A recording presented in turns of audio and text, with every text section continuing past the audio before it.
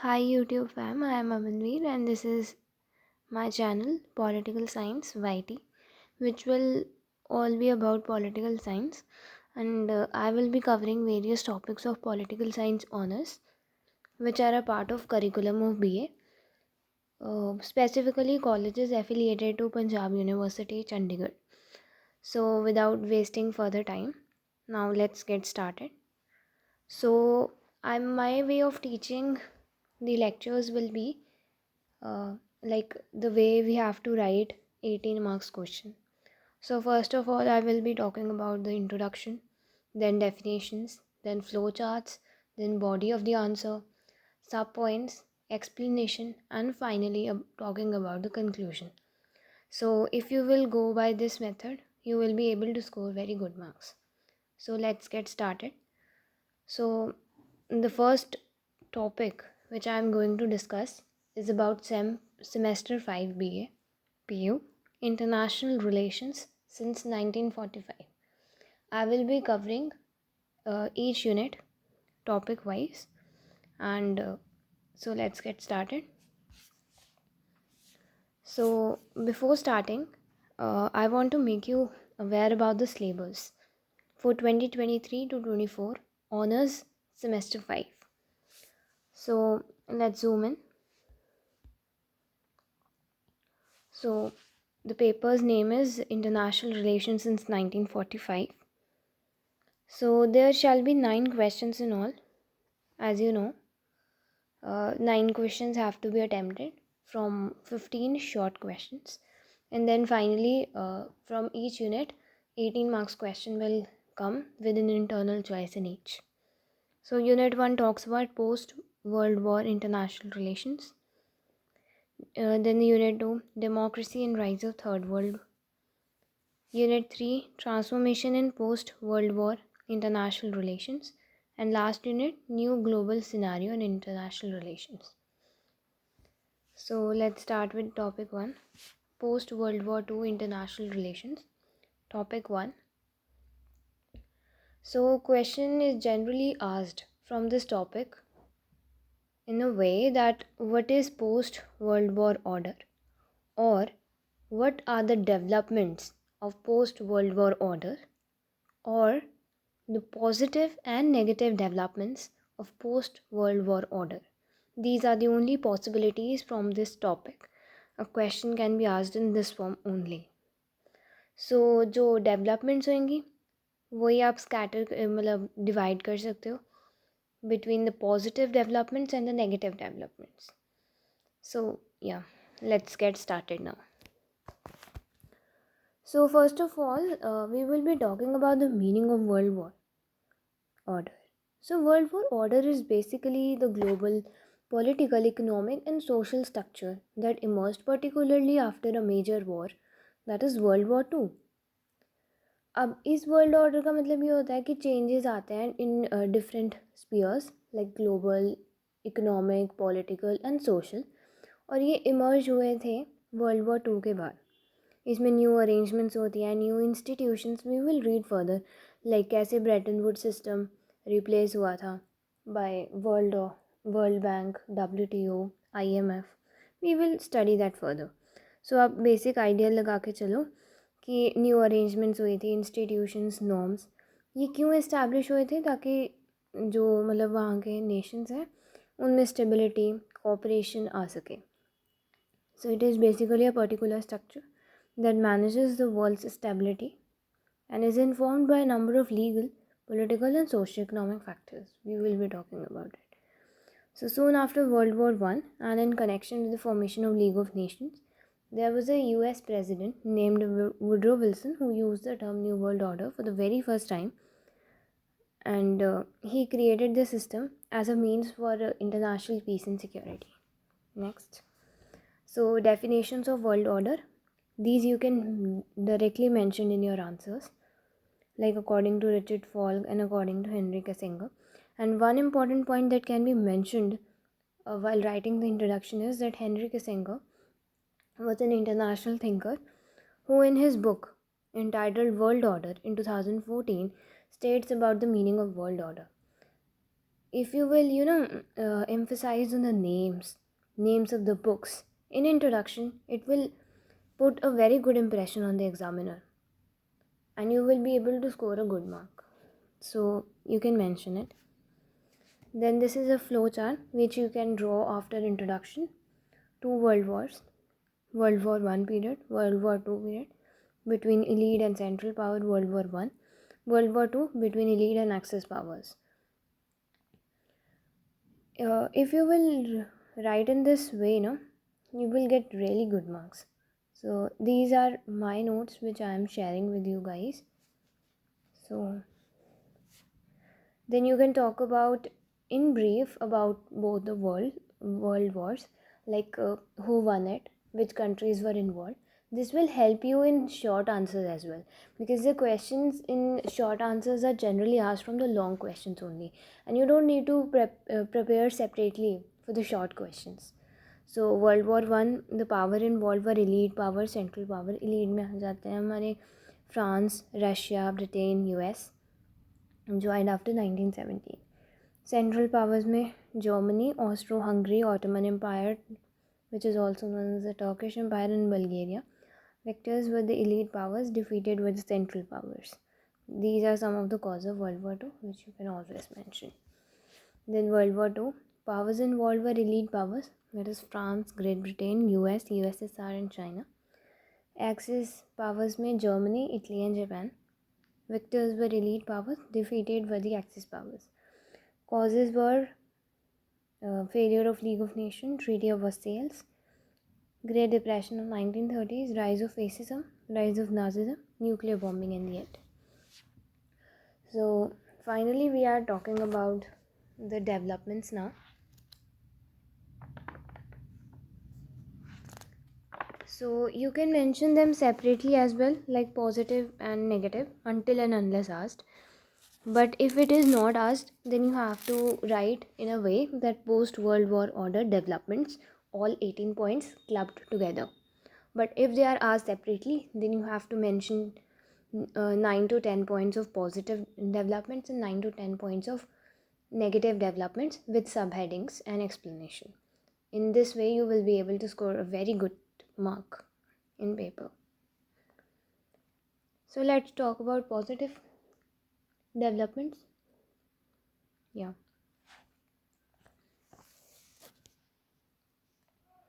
Sorry, it like गलती से हो गया. Yeah. Positive development. ऐसा क्या पोस्ट वर्ल्ड ऑर्डर डेवलपमेंट थी जो पॉजिटिवली शेप कर रही थी वर्ल्ड ऑर्डर को. So first one was decolonisation. As हमें पता है कि यूरोप का जो इंटरनेशनल पावर स्ट्रक्चर था वो बहुत ही ज़्यादा स्ट्रॉन्ग होता था before world war two. So after World War II, the weakened position of European imperial powers, they strengthened the spirit of national self-determination and liberation among the colonies.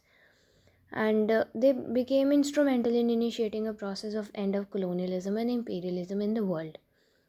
So it gave, a feeling of independence among the colonies and not joining either of the two blocs during Cold War. Formation of UN. As earlier before World War II, there was Bretton Woods system, and it was finally replaced by the formation of UN, which played a major role in preventing the Third World War. UN was formed on 24th of October 1945. Again, a very important question for short answers. Third is birth of NAM. NAM was basically a movement in which the newly independent countries of Asia, Africa and Latin America, they were, they opted for a third option, not to be either engaged in either of the blocs. Either of the blocs were USA, the Western bloc, and USSR, the Socialist bloc. So they didn't want to be member of either of the countries. And the countries of NAM were India, Yugoslavia, Egypt, Ghana, Indonesia. So you can mention this. Then increasing interdependence among the nations. So after the end of World War II, international relations began developing a truly global character. And in it, each nation began finding it national interest bound up with the interest of other nations as well as with international interest of peace, security and development. उसके बाद है new desire for peace. The two world wars within a short span and the possibility of a much more destructive, rather totally destructive third world made humankind highly conscious of the need for preserving and strengthening international peace and security. The earth securing peace became stronger than ever before. पहले बहुत ज़्यादा tensions रहती थी world war to से पहले. So after World War II, among the nations there was a new desire for peace. Then democratization of foreign policy and changes in diplomacy. पहले जो foreign policy थी, it was based on authoritarianism. But after World War II, the foreign policy was made an object of discussion. And diplomacy came out of its old style, and new and open diplomacy was accepted. Then emergence of peace movement. As you know that there was a new desire for peace, it is interlinked to that point only. So third world countries थी जो, they made humankind highly conscious of the need for preserving and strengthening international peace and security. So इसकी वजह से peace movements का emergence हुआ. Then concept of collective security.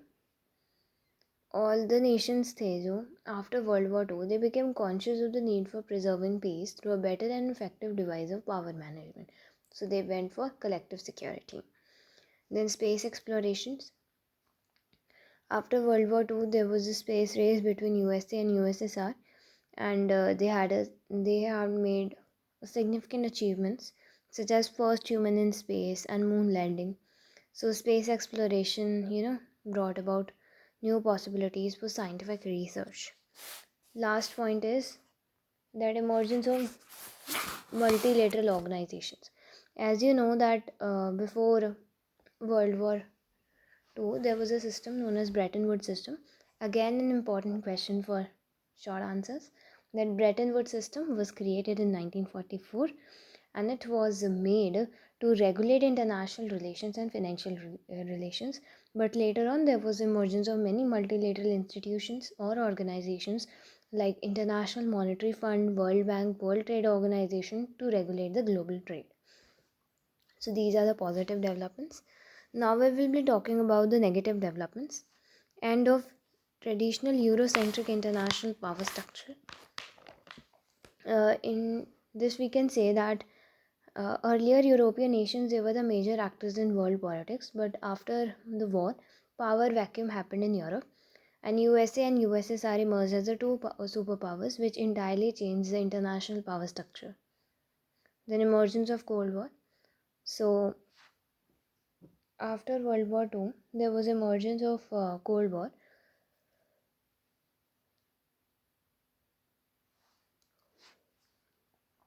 There was emergence of Cold War, wherein there were two superpowers, USA and USSR, and they had a widespread influence over the two, and each wanted to, have more control over the other. Then emergence of bipolarity. As there were emergence of two superpowers, so there was bipolarity emerged. Like USA formed NATO, North Atlantic Treaty Organization, CETO, and later CETO and CENTO. Then USSR countered the move by organizing communist countries into Warsaw Pact. Another important question for short answers.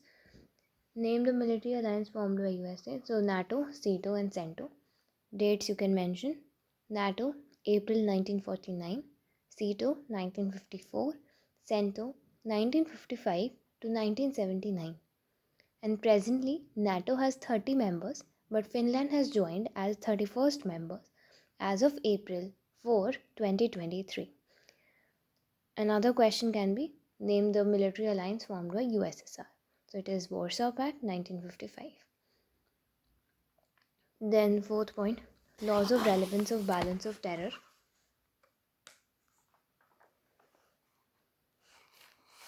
Yeah. So traditionally there was a concept of balance of power which have become, obsolete. Wait a minute. I will explain fourth and sixth point together. First of all, we will be talking about point number 6. Point number 4.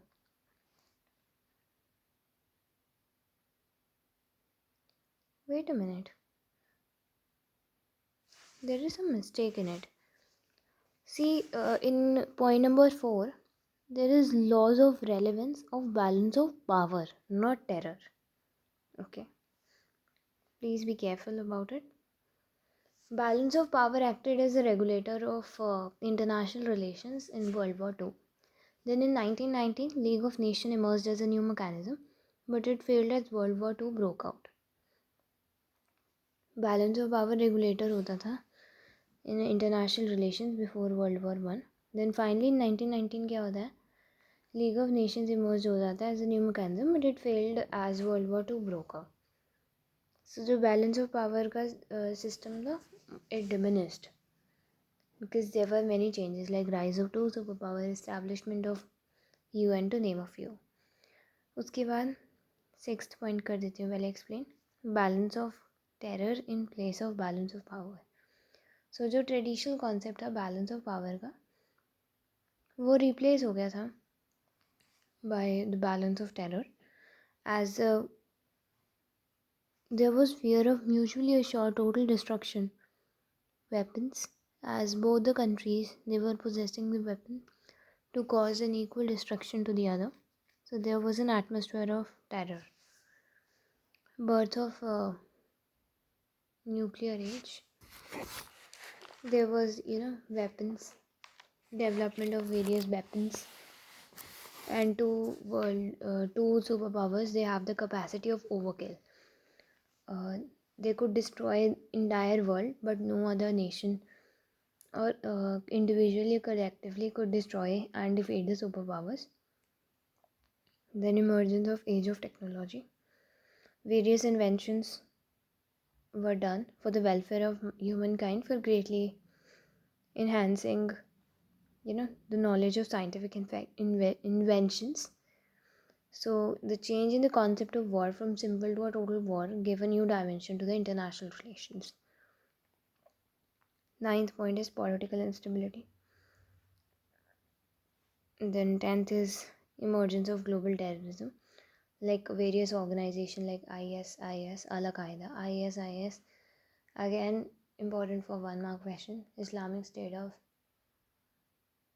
Iraq and Syria. So yeah, these were the developments. So in conclusion, you can write that the Second World War had a big impact on the nature of international politics, and there was a change from obviously classical international system to a new international system. Then you can talk about various development like Cold War, emergence of two superpower, decolonization, non-alignment. Then you can say that this international structure continued to work almost unchanged till the last decade of the 20th century and thereafter to be the post-Cold War unipolar international system experiencing a new economic and political liberalization and globalization. So that's it for this topic. Thank you so much for turning in, and if you like this video, don't forget to hit that like button and subscribe for more such content. Thank you.